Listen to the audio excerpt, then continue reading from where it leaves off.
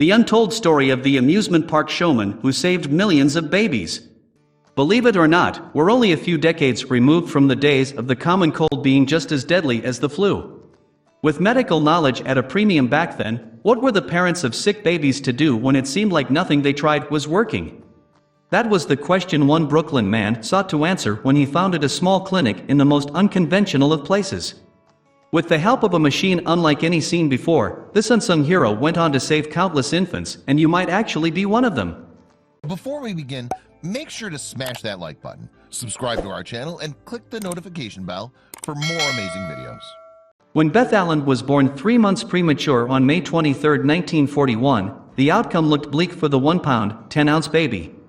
With modern neonatal care still in its infancy, Beth's mother had only one place to turn: Coney Island.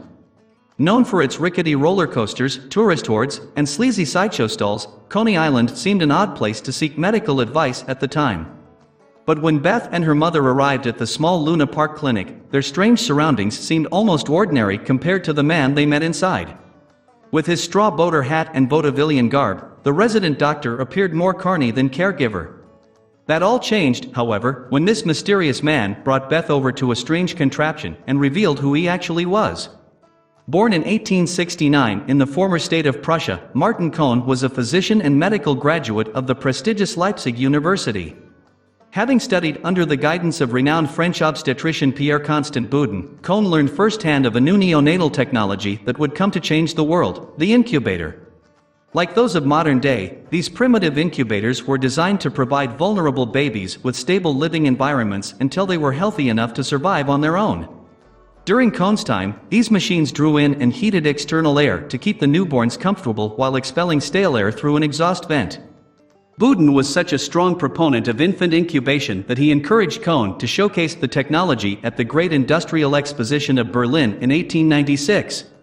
Kohn wowed attendees and was hailed as an expert mind in the field of neonatal care. The popularity of Kohn's machines grew, and by the turn of the 20th century, he had exhibited his incubators at fairs all over the world. When it was time to officially take his technology into business, Kohn, who changed his name to Martin County in the face of anti-Semitism, opened up shop in Coney Island. Customers traveled far and wide to catch a glimpse of County's babies and his remarkable machines. In true sideshow fashion, nurses would make a spectacle out of the small size of the newborns, going as far as placing diamond rings on their wrists to demonstrate how little they really were. County's operation was considered highly controversial and seen as a means for exploiting helpless infants for profit. His methods for drawing crowds were no less questionable, as most believed County took advantage of patrons' relationships with the babies to create repeat customers.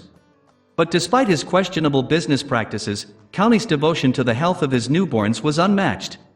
Each baby was given around-the-clock care within a heated incubator, and every 2 hours the nurses would carry the infants upstairs for regular feedings. Not only that, but every cent County made through his exhibit went directly to the babies. At the time, caring for each infant cost $15, roughly $400 today. By charging admission, County was able to cover the expenses for his clinic and offer his services for free.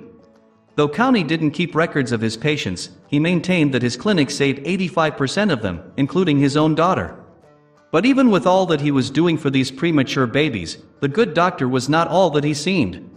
In 2016, a dive into County's past uncovered new information that changed everything historians thought they knew about this remarkable man. Not only was it unlikely that County ever studied under the tutelage of Boudin, but there was also a good chance that he wasn't even a licensed doctor. To become a physician in Germany, one was required to write a thesis, wrote journalist Claire Prentice in an article for Smithsonian Magazine. The U.S. National Library of Medicine has copies of the German records, and the librarians could not locate a thesis written by County.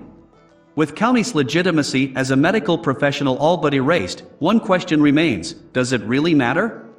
A scandal like this emerging during his lifetime would have undoubtedly jeopardized his operation, and the world as we know it would be an entirely different place. At the time of County's work, U.S. hospitals weren't in the practice of using incubators, making his Coney Island clinic the only place where premature babies could receive proper care. Even when County tried to donate his equipment to New York City hospitals in 1940, the institutions declined due to a lack of properly trained personnel. However, some historians speculated the hospital's refusal to adopt County's technology stemmed from darker motivations. Eugenics and selective breeding were widely supported during the early 20th century, and the unfortunate reality was that many felt that these premature babies were unfit to survive to adulthood. But not County. Despite a cultural movement toward genetic perfection, County chose to defy the status quo and devote his career to giving these infants a chance at life. And though he never profited financially from his work, County was visited throughout his life by the growing children that he saved, including Beth Allen. After surviving through her first stay in Luna Park, Beth returned to visit County on a day that spoke to the true significance of their time spent together, Father's Day.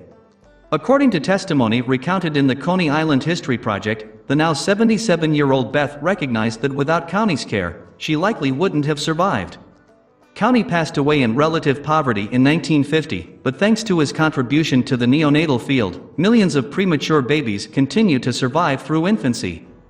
I made propaganda for the preemie, County claimed upon the widespread acceptance of incubators shortly before his death.